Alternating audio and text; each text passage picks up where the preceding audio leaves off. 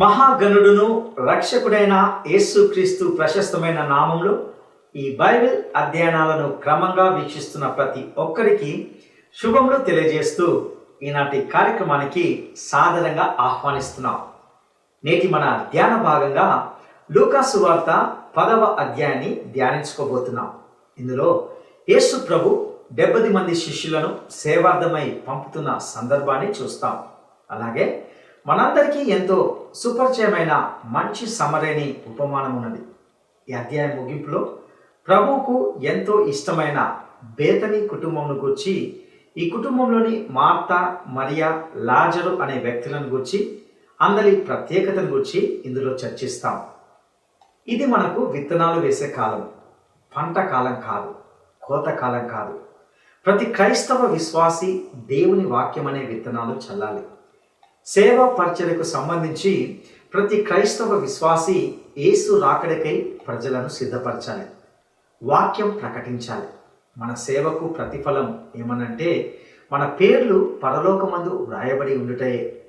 ఇంతకు మించిన ఆనందం మరొకటి ఉండదని గ్రహిస్తాం.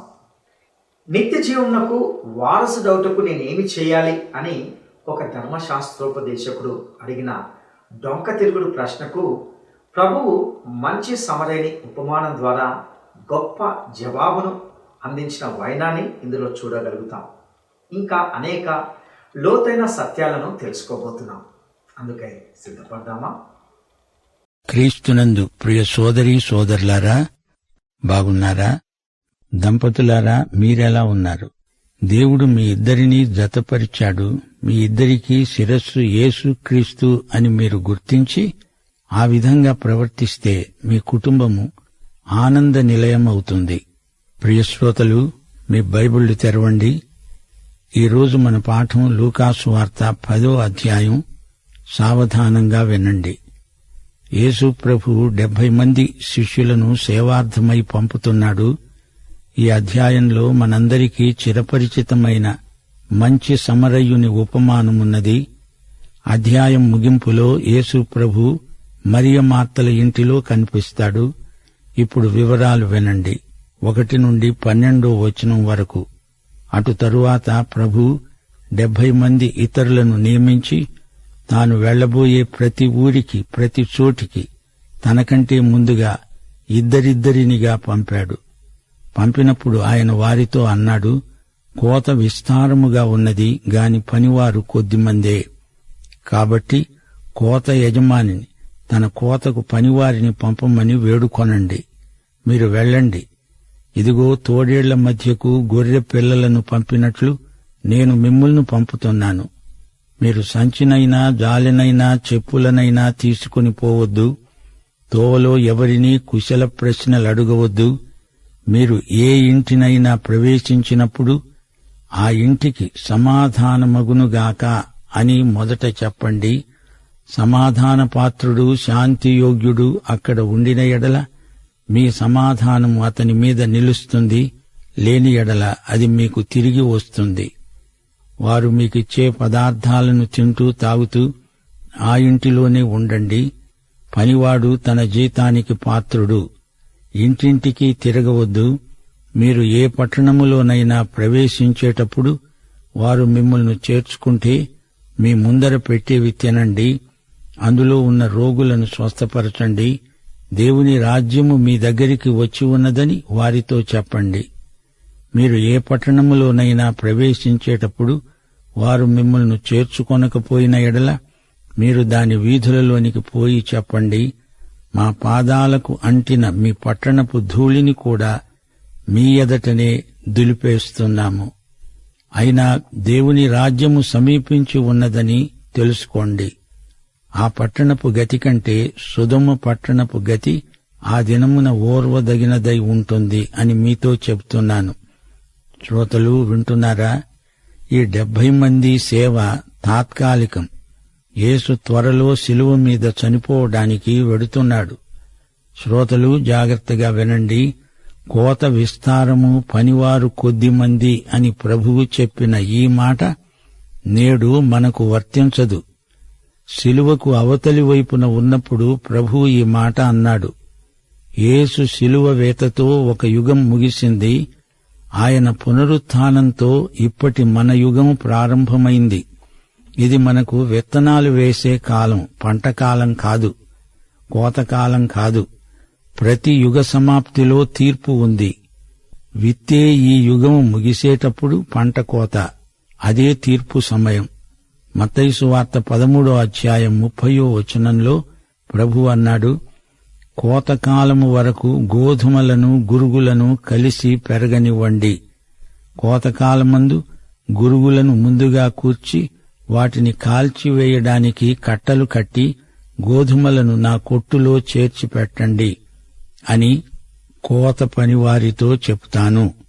ఇది విత్తనాలు వేసే కాలం. ప్రతి క్రైస్తవ విశ్వాసీ దేవుని వాక్యమనే విత్తనాలు చల్లాలి. యేసు ప్రభు శిష్యులను తోడేళ్ల మధ్యకు గొర్రెలను పంపినట్లే పంపుతున్నాడు. వారు తేలికగా ప్రయాణం చెయ్యాలి, కాలయాపన చేయకూడదు. యేసు రాకడ కొరకై ప్రజల హృదయాలను సిద్ధపరచాలి, వాక్యం ప్రకటించాలి. లూకాసు వార్త 10వ అధ్యాయం 13 నుండి 16 వచనం వరకు, అయ్యో కొరాజీనా, అయ్యో బేత్సయిదా, మీ మధ్య చేయబడిన అద్భుతములు తూరు సీదోను పట్టణములలో చేయబడిన ఎడల ఆ పట్టణముల వారు పూర్వమే గోనిపట్ట కట్టుకొని బూడిద వేసుకొని కూర్చుండి మారుమనస్సు పొంది ఉండేవారే. అయినా విమర్శకాలమందు మీ గతి కంటే తూరు సీదోను పట్టణముల వారి గతి ఓర్వతగినదై ఉంటుంది. ఓ కపెర్నహూమా, ఆకాశము మట్టుకు హెచ్చించబడతావా? నీవు పాతాళము వరకు దిగిపోతావు. మీ మాట వినేవాడు నా మాట వింటాడు, మిమ్మును నిరాకరించేవాడు నన్ను నిరాకరిస్తాడు, నన్ను నిరాకరించేవాడు నన్ను పంపిన వానిని నిరాకరిస్తాడు. శ్రోతలు, యేసు ప్రభు తనను తాను తన శిష్యులతో సంయుక్తపరుచుకుంటున్నాడు. దమస్కు మార్గంలో పౌలుకు కనపడి యేసు ఏమన్నాడు? సౌలు, నీవు క్రైస్తవులను హింసిస్తున్నావు అంటే నన్నే హింసిస్తున్నావు. నేను యేసును, నీవు హింసించే యేసును నేనే. 17 నుండి 24 వచనం వరకు ఆ 70 మంది శిష్యులు సంతోషముతో తిరిగి వచ్చి ఆయనకు చెప్పారు, ప్రభువా, దయ్యాలు కూడా నీ నామం వలన మాకు లోబడుతున్నవి. ఆయన అన్నాడు, సైతాను మెరుపువలే ఆకాశము నుండి పడిపోవడము చూచాను. ఇదిగో, పాములను తేళ్లను తొక్కటానికి శత్రువు బలమంతటి మీద మీకు అధికారం అనుగ్రహించి ఉన్నాను. ఏదీ మీకు ఎంతమాత్రము హాని చెయ్యదు. అయినా దయ్యాలు మీకు లోబడుతున్నవని సంతోషించక మీ పేర్లు పరలోకమందు రాయబడి ఉన్నాయని సంతోషించండి. శ్రోతలు, 70 మంది శిష్యుల సేవా నివేదికతో వారి పని అయిపోయింది. వారి సేవకు గొప్ప ఫలితాలు వచ్చాయి. ఉద్రేకభరితులయ్యారు. మనం కూడా బోధించినప్పుడు ఆత్మలు రక్షించబడితే అలాంటి అనుభవమే కలుగుతుంది. మన సేవకు ప్రతిఫలం ఏమిటనుకుంటున్నారు? మన పేర్లు పరలోకంలో రాయబడి ఉన్నాయి. అంతకు మించిన ఆనందం మరొకటి ఏముంది? 21వ వచనం నుండి, ఆ ఘడియలోనే యేసు పరిశుద్ధాత్మయందు బహుగా ఆనందించి ప్రార్థిస్తూ అన్నాడు, తండ్రి, ఆకాశమునకు భూమికి ప్రభువా, నీవు జ్ఞానులకు వివేకులకు ఈ సంగతులను మరుగుచేసి పసిబాలురకు బయలుపరిచావని నిన్ను స్తుతిస్తున్నాను. అవును తండ్రి, అలాగు నీ దృష్టికి అనుకూలమైంది. సమస్తమును నా తండ్రి చేత నాకు అప్పగించబడి ఉన్నది. కుమారుడు ఎవడో తండ్రి తప్ప మరెవడూ ఎరగడు. తండ్రి ఎవరో కుమారుడును, కుమారుడెవనికి ఆయనను బయలుపరచనుద్దేశిస్తాడో వాడు తప్ప మరి ఎవడూ ఎరుగడు. అప్పుడాయన తన శిష్యుల వైపు తిరిగి ఏకాంతమందు వారితో అన్నాడు, మీరు చూస్తున్న వాటిని చూచే కన్నులు ధన్యములైనవి. అనేక మంది ప్రవక్తలు, రాజులు మీరు చూస్తున్నవి చూడగోరి చూడక, వినగోరి వినక ఉన్నారని మీతో చెప్తున్నాను. శ్రోతలు, మనమెంత ధన్యులమో కదా! దేవుడు మనం చూడగలిగే మహాప్రత్యక్షం క్రీస్తునందు మనకు అనుగ్రహించాడు. దేవునికి స్తోత్రం. 25వ వచనం నుండి మంచి సమరయుని ఉపమానం. ఇదిగో, ఒకప్పుడు ధర్మశాస్త్రోపదేశకుడొకడు లేచి ఆయనను శోధిస్తూ అడిగాడు, బోధకుడా, నిత్యజీవమునకు వారసుణ్ణి అవడానికి నేనేమి చెయ్యాలి? అందుకాయన ప్రశ్నించాడు, ధర్మశాస్త్రమందు ఏమి రాయబడి ఉన్నది? నీవేమి చదువుతున్నావు? అతడు జవాబిచ్చాడు, నీ దేవుడైన ప్రభువును నీ పూర్ణ హృదయముతో, నీ పూర్ణ మనస్సుతో, నీ పూర్ణ శక్తితో, నీ పూర్ణ వివేకముతో ప్రేమించాలని, నిన్నువలే నీ పొరుగువాణ్ణి ప్రేమించాలని రాయబడి ఉంది. అందుకు ఆయన అన్నాడు, నీవు సరిగా ఉత్తరమిచ్చావు, అలాగే చెయ్యి, అప్పుడు జీవిస్తావు. అయితే తాను నీతిమంతుడైనట్లు కనపరుచుకొనగోరి అతడు అడిగాడు, అవునుగాని నా పొరుగువాడు ఎవడు? అందుకు యేసు అన్నాడు, ఒక మనుష్యుడు యెరూషలేము నుండి యెరికో పట్టణమునకు దిగి వెడుతూ దొంగల చేతిలో చిక్కాడు. వారు అతని బట్టలు దోచుకొని అతణ్ణి కొట్టి కొరప్రాణముతో విడిచిపోయారు. అప్పుడొక యాజకుడు ఆ త్రోవను వెళ్లడం తటస్థించింది. అతడు ఇతన్ని చూచి ప్రక్కగా పోయాడు. అలాగుననే లేవీయుడొకడు వచ్చి ప్రక్కగా వెళ్లిపోయాడు. అయితే ఒక సమరయుడు ప్రయాణమై వెడుతూ అతడు పడి ఉన్న చోటికి వచ్చి అతణ్ణి చూచి అతని మీద జాలిపడి దగ్గరికి పోయి నూనె, ద్రాక్షరసము పోసి అతని గాయాలను కట్టి తన వాహనము మీద ఎక్కించి ఒక పూటకోళ్లవాని ఇంటికి తీసుకొని పోయి అతణ్ణి పరామర్శించాడు. మరునాడు అతడు 2 దేనారములు తీసి ఆ పూటకోళ్లవానికిచ్చి వెళ్లిపోతూ అతనితో అన్నాడు, ఇతణ్ణి పరామర్శించు, నీవు ఇంకా ఏమైనా ఖర్చు చేసిన ఎడల నేను మరల వచ్చేటప్పుడు అది నీకు తీరుస్తాను. కాగా దొంగల చేతిలో చిక్కిన వానికి ఈ ముగ్గురిలో ఎవడు పొరుగువాడవుతాడు? మీకేమి తోస్తోంది? అతడు జవాబిచ్చాడు, అతని మీద జాలిపడిన వాడే. యేసు అన్నాడు, నీవు వెళ్లి అలాగే చెయ్యి. మార్కు సువార్తలో అద్భుతాలను గురించిన వివరాలు ఎక్కువ ఉన్నాయి. లూకా సువార్తలో ఉపమానాలు వర్ణనాత్మకంగా చెప్పబడినాయి. ఉపమానాలన్నిటిలోకి అనుపమానమైనది మంచి సమరయుని కథ. ఇది చాలా మందికి చిరపరిచితం. నిత్యజీవమును గురించిన ప్రశ్నకు జవాబుగా ప్రభువు ఈ ఉపమానాన్ని బోధించాడు. ప్రశ్న అడిగిన వాని మనస్సు మంచిది కాదు. ప్రభువులో తప్పు పట్టుకోవాలనే కుట్రాలోచన అతనికుంది. అతడు ధర్మశాస్త్ర ఉపాధ్యాయుడు. అతడు ప్లేడరు కాడు, న్యాయవాది కాడు.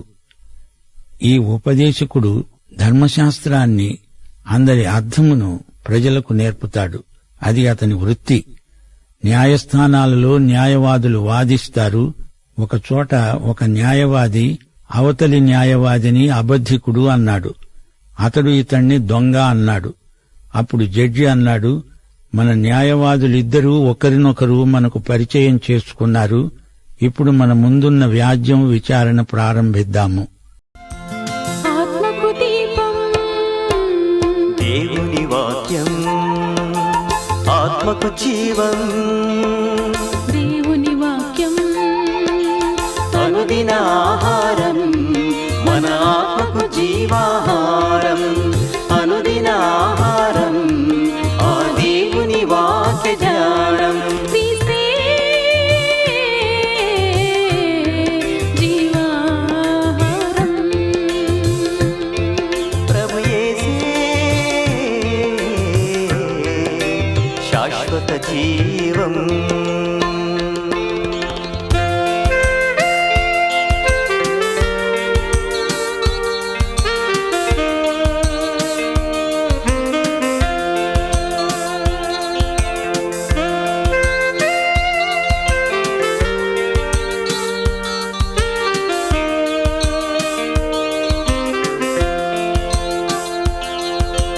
ఆత్మకు దీపం దేవుని వాక్యం. సరే, ఇక్కడ ధర్మశాస్త్రోపదేశకుడు ప్రభువును ఒక మంచి ప్రశ్నే అడిగాడు. యేసు ప్రభు అతని ప్రశ్నకు ఎదురు ప్రశ్న వేశాడు. ఉపదేశకుడు సరైన జవాబే చెప్పాడు.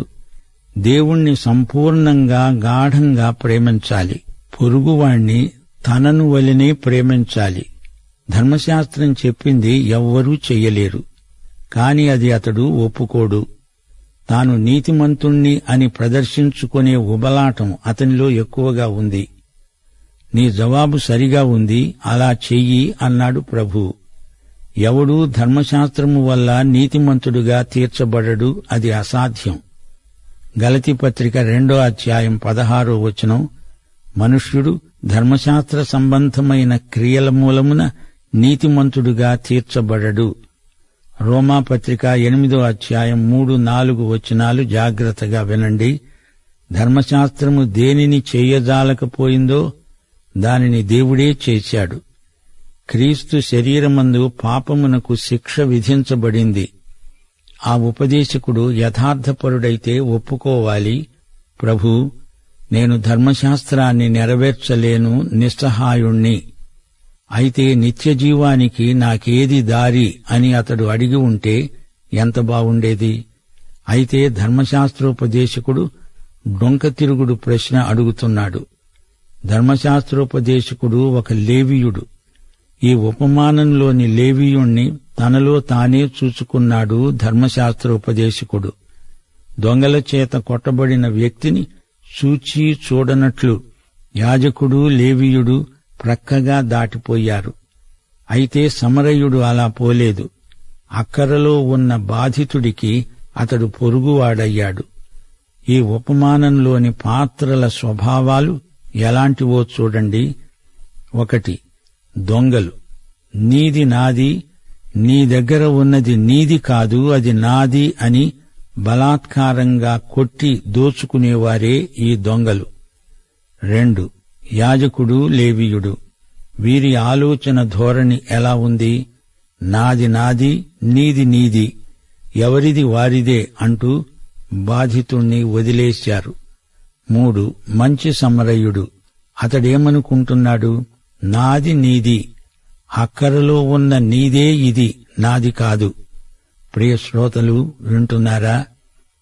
అతడు యెరూషలేము నుండి దిగి యెరికోకు వెడుతున్నాడు. కిందికి వెళ్లిపోతున్నాడు. ఇది మానవత యొక్క చిత్రణ. ఆదాము హవ్వల పతనము మొదలుకొని మానవజాతి కిందికి దిగిపోతూనే ఉంది.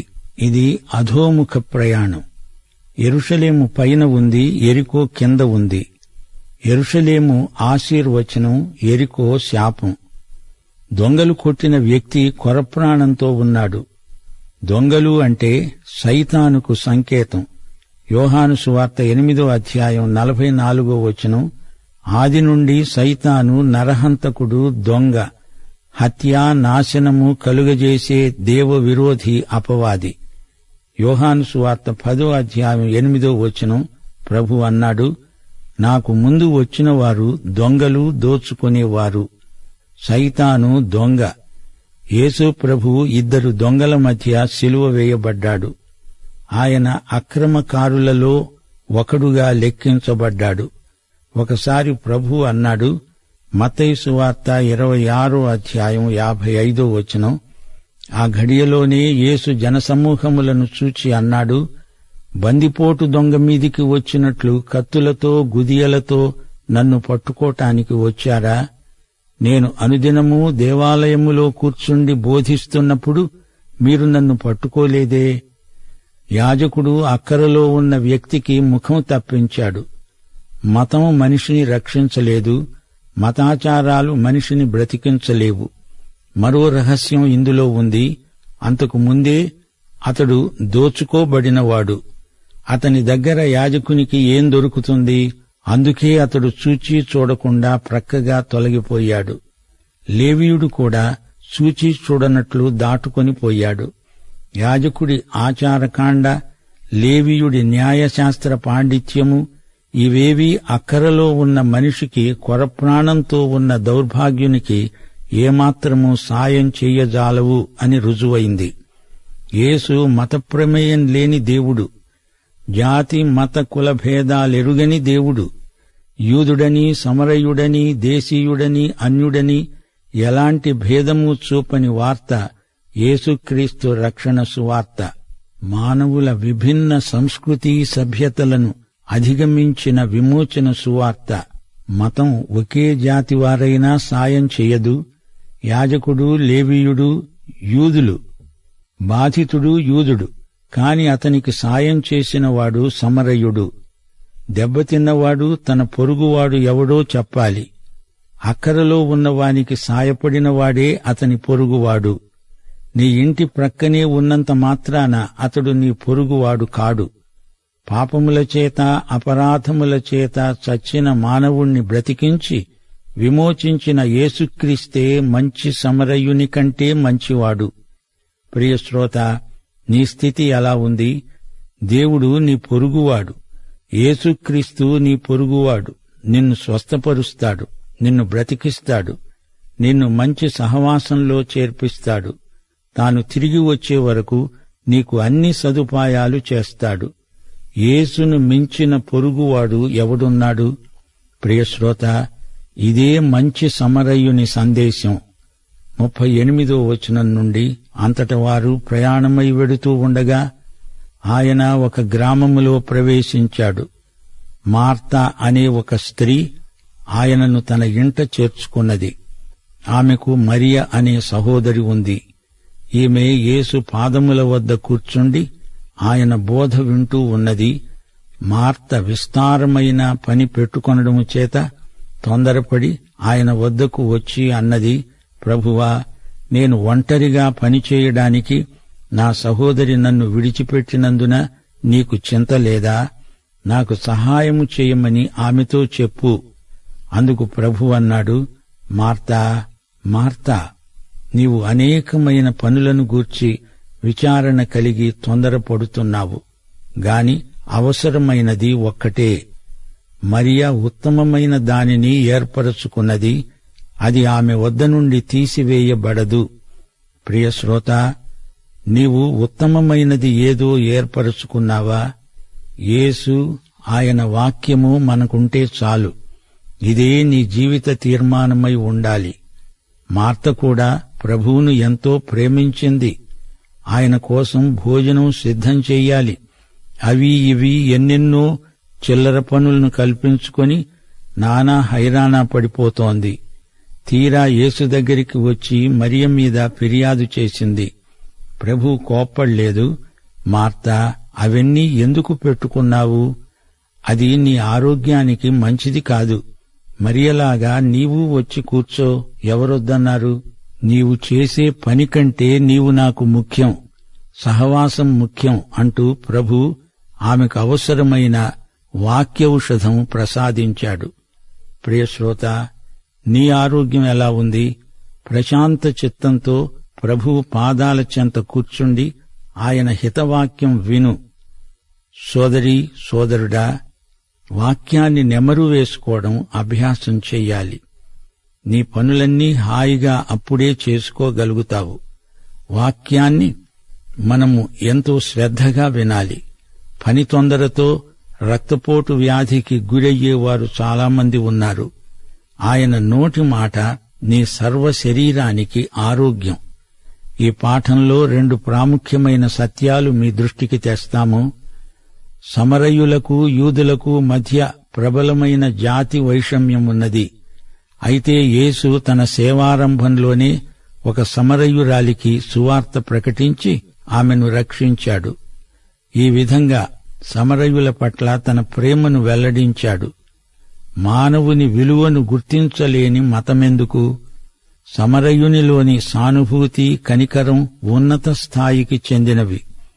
మానవీయ సంస్కృతి అంటే ఇదే.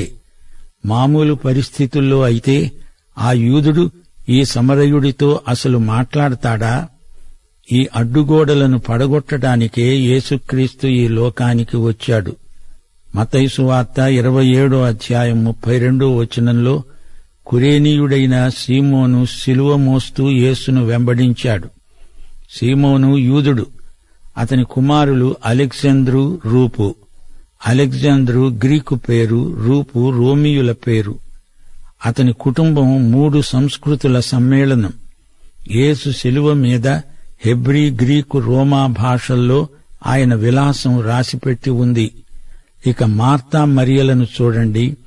భక్తి, సేవ ఈ రెండిటి సమన్వయం మనకెంతో అవసరం.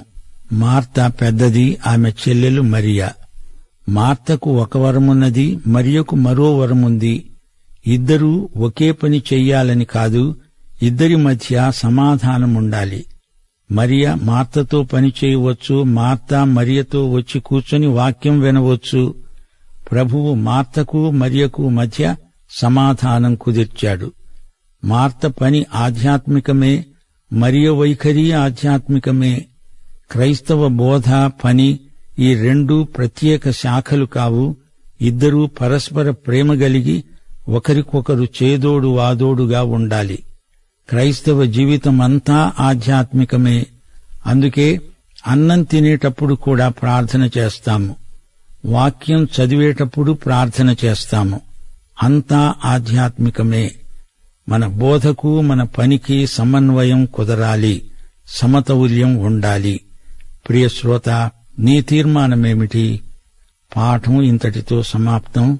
ప్రభు అయిన యేసుక్రీస్తు వారి కృప, తండ్రి అయిన దేవుని ప్రేమ, పరిశుద్ధాత్మ యొక్క అన్యోన్య సహవాసము మనకందరికీ సదాకాలము తోడై ఉండునుగాక. ఆమేన్. ప్రియులారా, ఇంతవరకు మనము యేసు ప్రభువు తన శిష్యులను సేవార్థమై పంపుతున్న సందర్భాన్ని చూశాం. అలాగే మనందరికీ ఎంతో సుపరిచయమైన మంచి సమరేని ఉపమానాన్ని గురించి మరియు ప్రభువుకు ఎంతో ఇష్టమైన కుటుంబంలోని అనగా మార్తా, మరియా, లాజరు అనే వ్యక్తులను గురించి కూడా విని ఉన్నాం. నిత్య జీవమునకు వారసుడవుటకు నేనేమి చెయ్యాలి అని ఒక ధర్మశాస్త్రోపదేశకుడు అడిగిన డొంక తిరుగుడు ప్రశ్నకు నిన్ను వలె నీ పొరుగువానిని ప్రేమించాలి అనే ప్రతి వ్యక్తికి దేవుడిచ్చే చక్కటి జవాబు. మంచి సమరేని ఉపమానంలోని ప్రతి పాత్ర మనకు ఎన్నో సత్యాలను నేర్పించిందని భావిస్తున్నాం. ఒక పాత్ర దొంగలది. ఇది నీవన్నీ నావే అనే దోచుకునే ధోరణి. రెండవది యాజకుడు లేవీడు. ఇది నాది నాదే, నీది నీదే అనే స్వార్థపూరితమైన స్వభావం. మూడవది మంచి సమరేయుడు. నాది అంతయు అక్కర్లో ఉన్న నీదే, ఇది నిస్వార్థమైన ధోరణి. పిల్లరా, సాతాను దొంగ. అయితే ఈ లోకంలో మనలను ఎవరూ రక్షించలేదు. మతము, మతాచారము మనలను రక్షించలేదు. అయితే మనలను మన స్థితిని చూచి రక్షించడానికి వచ్చిన మంచి సమరేయుడే యేసుక్రీస్తు. పాపముల చేత, అపరాధముల చేత చచ్చిన స్థితిలో ఉన్న మనలను ఆయన రక్షించగలవాడు. ఆయన నీ పొరుగువాడు. ఆయన నిన్ను స్వస్థపరిచి నిన్ను బ్రతికిస్తాడు. నీకు అన్ని సదుపాయాలు చేస్తాడు. బేతని కుటుంబంలో మరియా చేసిన ఉత్తమ పనిని గురించి విన్నాం. ఆమె దేవుని వాక్యమనే ఉత్తమమైన దానిని ఏర్పరచుకున్నది. ఇంతవరకు విన్న ఈ సత్యాలు మీకు ఆశీర్వాదకరంగా ఉన్నాయని నమ్ముచున్నాం. దేవుడు మిమ్మును, మీ కుటుంబాలను ఆశీర్వదించి దీవించునుగాక. దైవాశీస్సులు.